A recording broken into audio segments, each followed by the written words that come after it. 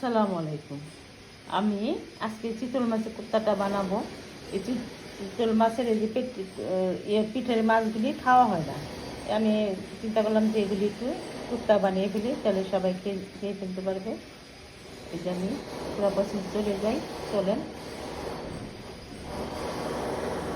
পিঠের মাছগুলো অনেক কাটা থাকে তো, ওই জন্য কেউ খেতে চায় না, এই জন্য আমি এটা কোপ্তা বানিয়ে ফেলবো।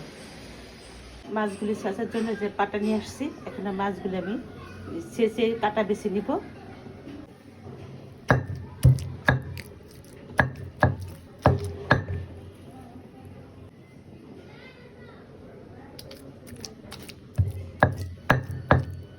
এই মাছ আমার হয়ে গেছে, আমার দেখেন কত সুন্দর একটা কাটাও নেই। এখানে সব মশলা দিয়ে ফেলছি।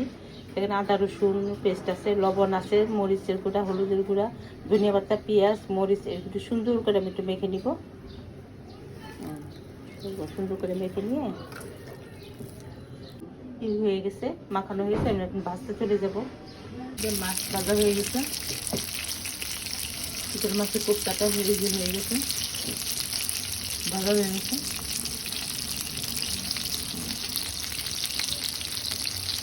সুন্দর হয়েছে।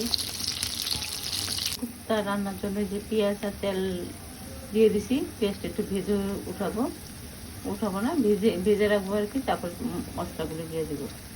সব মশলা দিয়েছি, আদা রসুন পেস্ট 1 চামচ দিয়েছি, হলুদের গুঁড়ো 1 চামচ, মরিচের গুঁড়ো 1/2 চামচ, আর জিরা ভাজা দিয়েছি, লবণ দিয়েছি। এখন ভালো করে এগুলো কষিয়ে নেবে।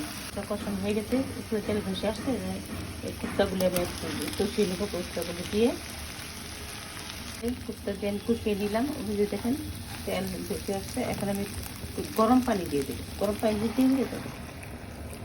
গরম পানি দিয়ে ভালো করে একটু ঝোল রাখবো। একটু ঝোল সহ রাখলে দেখবেন এগুলি এই যে টেনে নিয়ে গেছে। একটু বেশি ঝোল রাখবেন, দেখবেন পরে ঠিক হয়ে গেছে।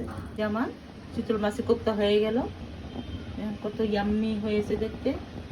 যদি আপনাদের ভালো লাগে অবশ্যই শেয়ার করবেন আর ট্রাই করবেন রান্না করে খাওয়ার জন্য। অনেক টেস্টি থাকবে। আল্লাহ হাফেজ, সবাই ভালো থাকবেন।